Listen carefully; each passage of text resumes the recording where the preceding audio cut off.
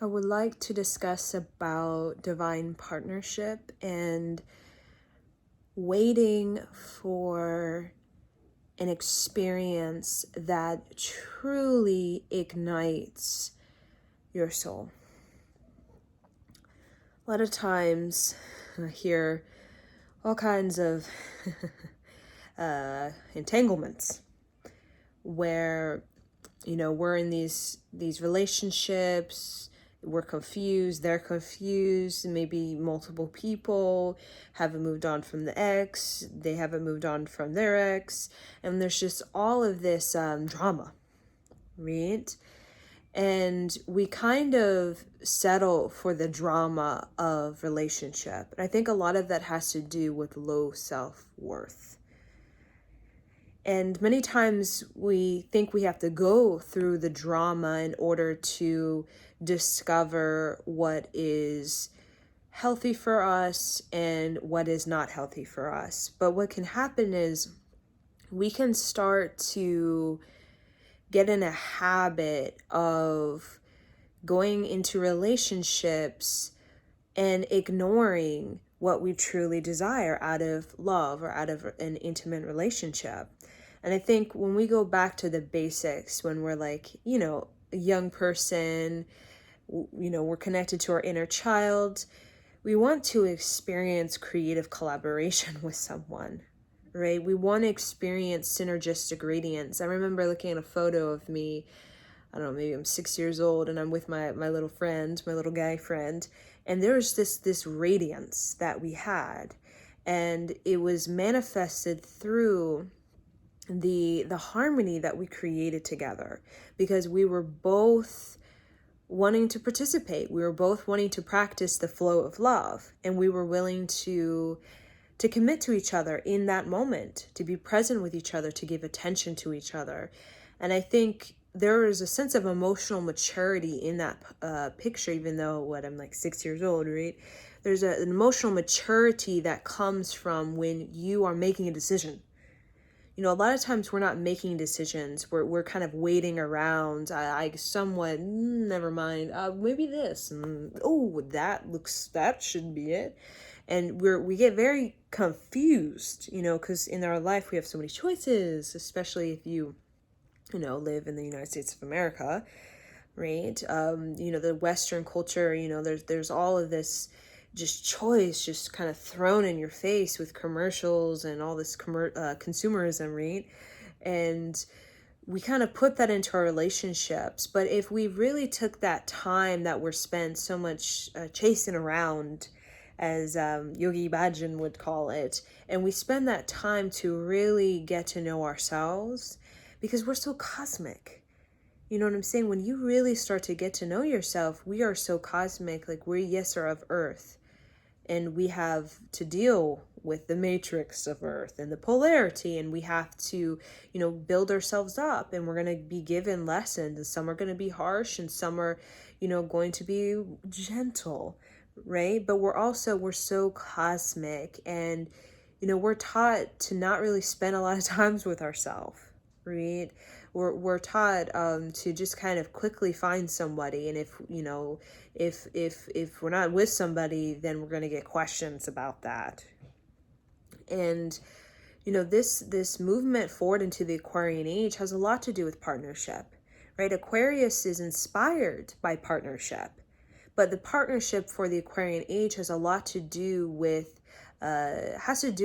people coming into their authentic rhythm. And we don't really come into our authentic rhythm naturally. We're in it when we're in our child. But as we start to become of the world, and, we start to disconnect from our intuition and start to plug into the matrix, we can start to really believe in these patterns and programmings and beliefs that are very much of low self-worth, right? But when we start to expand our lives and start to, deconstruct and reparent ourselves, and really soothe ourselves, learn what it is to be human, right? Beyond just the sex, money, food, and water, beyond just that, but the spiritual human being and the creative human being and the emotional human being and the psychological, right? human being. And a divine partnership is what we really want to experience, because again, there's a synergistic radiance, but there has to be this acceptance for ourselves and this journey we have with ourselves, where we go through, I like to say, the fire of transformation, where we really start to uncover and excavate and discover our creative destiny. Because a lot of times, we're seeking it from someone else, the codependent, we're bored, they're bored, and it's not really satisfying when we're coming from that place, where we're coming from a place of, I'm confused. I really want you, you don't want me, or they really want you, but you don't want them, or, all of these sort of waiting around for somebody who's not available, somebody who's not emotionally mature and just is kind of going around. There's a sense of waste of time in that. And I feel there's a way that we can kind of transcend that experience, because that experience can be a learning one, right? But there also is another path we can take. I say what we call the less traveled path, and that path can be you getting very clear within you, right, about what it is that you truly desire, right, and what it is that you want to experience within your own creative destiny, and begin to build that around yourself. Because I'm telling you, we call the kindred connections, the soulmates, the twin flame, these divine partnerships that are a part of your soul tribe, they're here to support your expansion. They're not here to support your low self-worth, mediocrity. They're not going to be in that realm. It's not going to be in that realm of playing it safe, mediocre, low self-worth, low self-esteem, and just kind of, it's not going to be found in like the bar scene type of vibe, right? Even if we can meet them at a bar, that type of thing. But, there's an expansion that our divine partnership wants to participate with us. And that has a lot to do with the creative destiny, the creative vision, and you getting in touch with that, and you starting to believe in that, and develop your personal power, right? All these, adventures that are really worth taking are the ones where you get to build up your self-esteem and you get to build up your self-worth. And when, we have to set those boundaries, and we have to be discerning, we have to be clear, and we have to be decisive, right, of what you want. But a lot of times we don't know what we want to experience in love or partnership, because we haven't even really sat with ourselves in the silence, haven't really studied ourselves, haven't really gotten to know this earth beyond just the belief systems, the programs of our parents.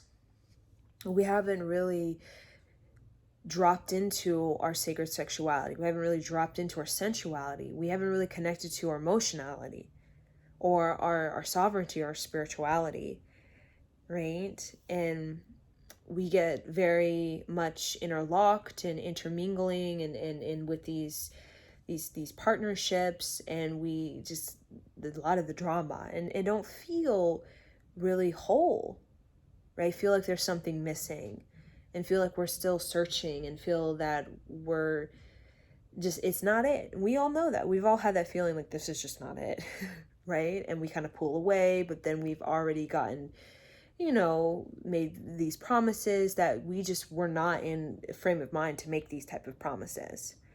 And then we feel the guilt and the regret and these type of things.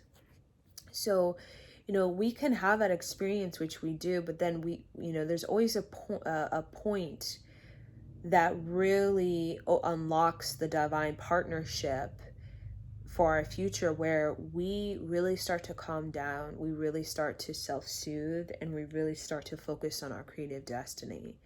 And that's when everything just miraculous and, maverick and mysterious and magical starts to unfold within us, and we start to unwind and really ground ourselves in something that has a deeper sense of self, a greater sense of self. So therefore, when we start to open ourselves up to partnerships, we're holding a vision when we're having partnership, when we're connecting to a partnership. It's not just anybody or, this chasing around type of thing. There's a vision.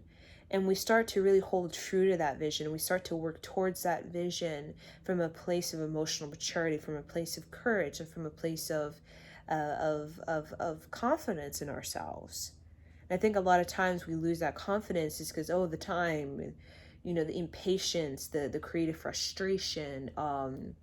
We are influenced by friends, by family, and we still end up in back basically where we all are going to end up before we really meet our divine partnership, where we really are being content with ourselves. I think that's very important, to be content and to accept yourself for where you're at and really find the joy in being you.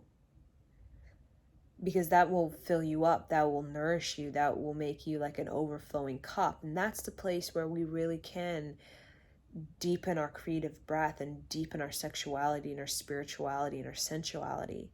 It's not really the person that gives us the joy. It's the experience of the sensuality, sexuality, spirituality, emotionality.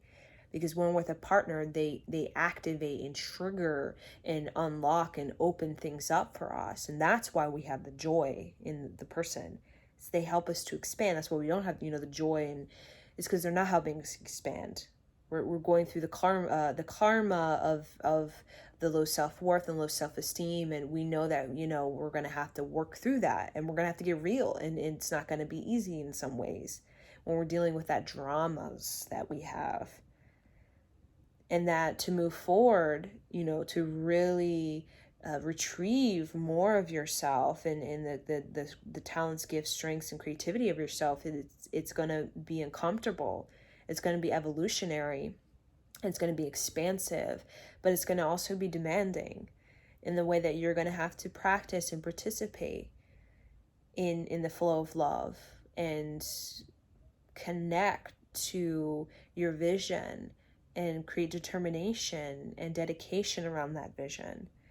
Because a lot of these divine partnerships in this Aquarian age is definitely going to be about the vision, the creative vision, and expanding each other in ways where it's not you're forcing each other ultimatums. It's natural in the way that both individuals are coming to a place where they're very much equals, right? And what I mean equals in the way of the giving and the receiving of the flow is going to be very prosperous, because there is sort of energy within the man or the woman that is available and that is ready to receive.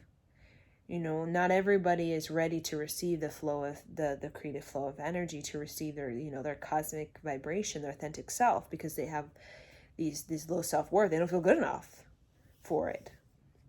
So when two people come into this flow where, yes, I am good enough, yes, I am worthy, yes, I am creative, yes, I am brilliant, that's where the synergistic radiance comes from. These two people have accepted their true nature. What is very unnatural is for us to think we're not worthy, and we don't listen to ourselves, we don't trust ourselves, we doubt everything that spirit is telling us. We have all these belief systems. We're feeling very just limited.